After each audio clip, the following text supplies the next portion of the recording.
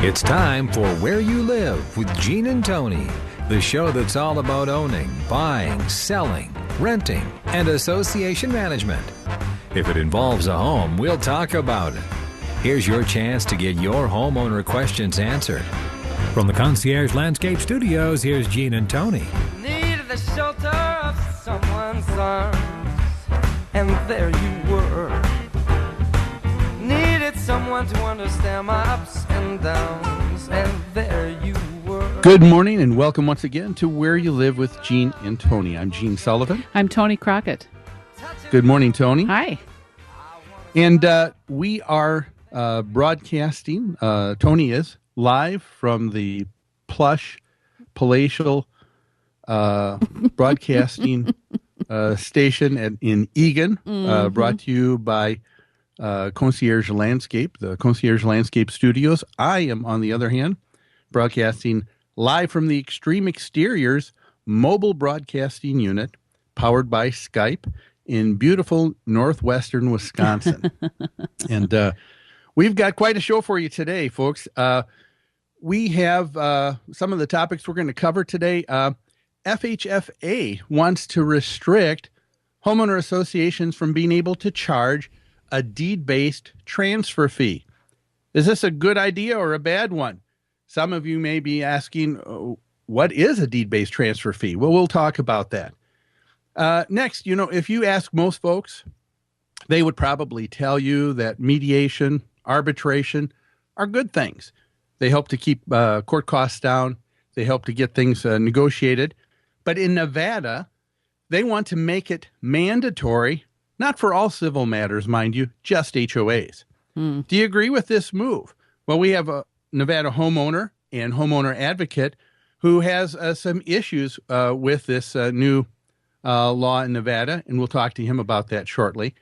And then also in Indiana, we have one Indiana legislator who says that his new HOA bill that was just recently signed by Governor Mitch Daniels is one of the top consumer protection bills to come through the Indiana legislature. Well, is that true? Or will it lead to a flood of unintended consequences leading to just more unnecessary government? We're going to be talking about that and so much more. We even want to know what's on your minds, too. The number to call, Tony? 651-289-4488, or you can email Gene, Gene, at ncmgi.com. And with that, let's begin with our first segment, Property Management in the News.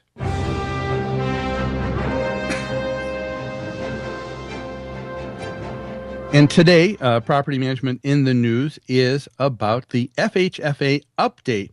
Now, the Federal Housing Finance Agency, FHFA, has issued a statement. This goes back, I guess, from August of this last year, wanting to prohibit homeowner associations from being able to ask for what's called a deed-based transfer fee. Well, what is a deed-based transfer fee? Quite simply, a number of homeowner associations are currently doing this. You probably remember this when you purchased in your HOA. Most homeowner associations at closing will be asking for a specific fee. If you entered into a brand new homeowner association, the developer a lot of times at closing will ask for 2 extra months of homeowner association fees to help fund and begin funding the reserve funds for the homeowners association. And so what we're talking about is just an additional fee that's added on the closing statement.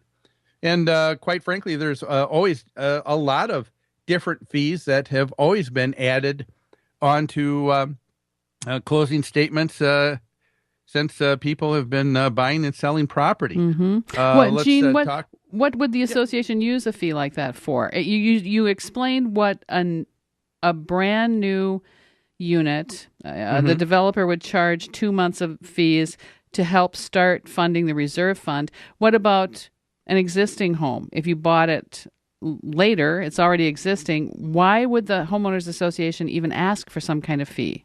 at closing? Well, a lot of times I would say, a number of HOAs still ask for the same 2 months fee so that can still go in and help to fund the reserves, because I think as we both know, most HOAs probably aren't fully funded when it comes to their reserves and what they need for capital improvements.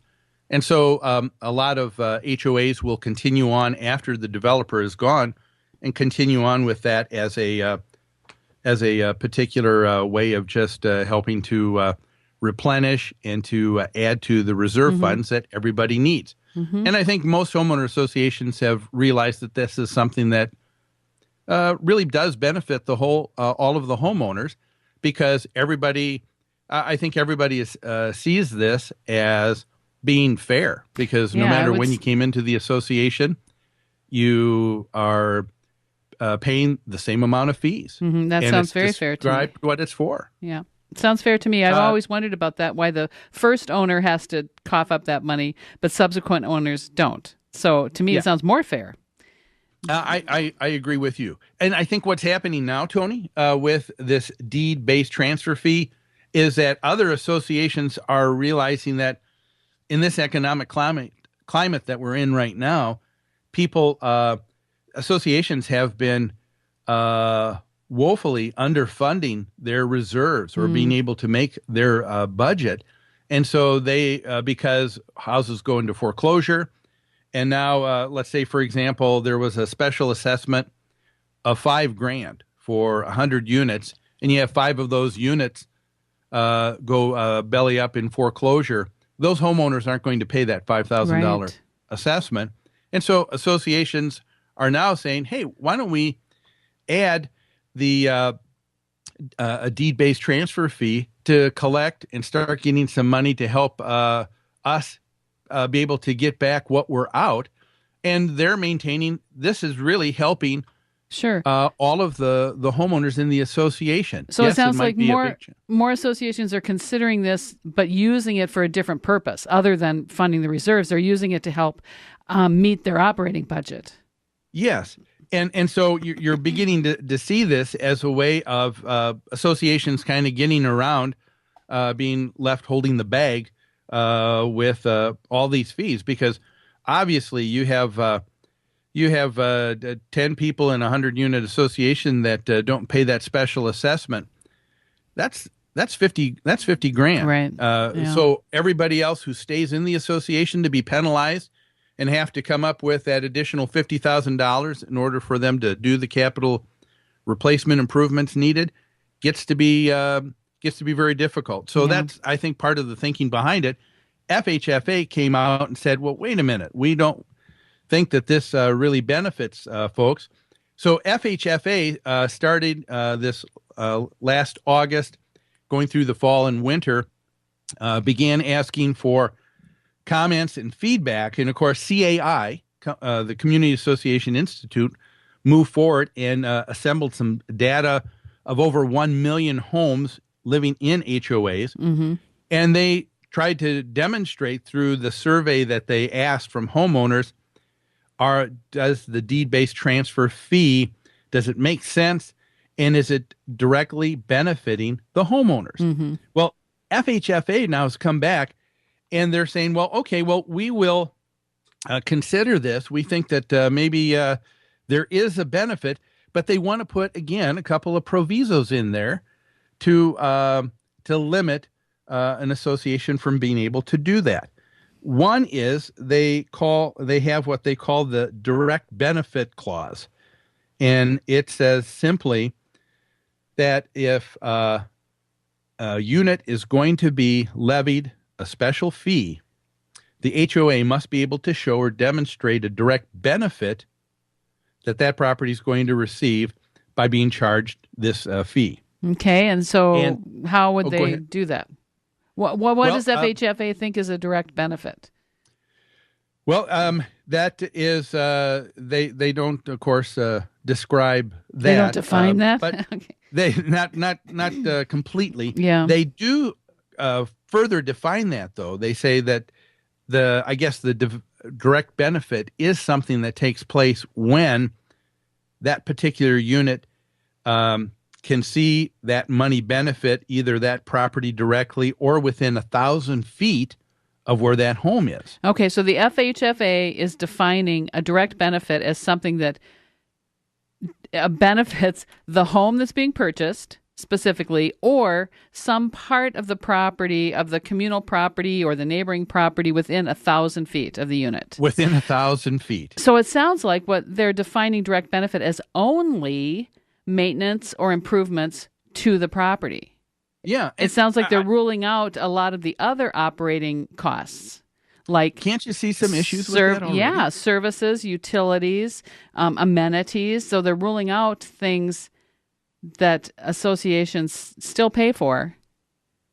Yeah. By limiting example, it to physical improvements. You have a monument sign.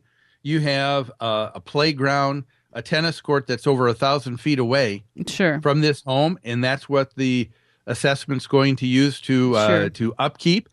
It looks like there could be, with this direct benefit clause, a way for them not to have to not be able to, the HOA not to be able to collect that fee. And I think I would have some issues with that. Yep. And another issue is FHFA wants to also determine what associations can and which ones can't charge such a fee. And they do that by having what's called, quote, a covered association. So only a covered association as pertain to FHFA's definition of what a homeowners association is are the only ones that would be able to charge this fee. And so I think that's where some of the issue is as well, because I don't know that we want FHFA to be able to be in the business of being able to say what units or what associations should be allowed to charge a fee because we'll recognize them as an association, which ones we won't because we don't even recognize them as an association. Yeah, they don't define what is a covered association, right? Or what isn't a covered association. They're trying to leave that an open question so they can define it later or define it as issues come up. I think in hopes of being able to mandate whatever FHFA has coming down the pike later in terms of getting compliance on all issues. One thing I could see is where, let's say, for example, FHFA says now, if you're going to get an FHA loan, you need to have 10% of your association dues going towards the reserves. Well, if an association doesn't do that and isn't FHA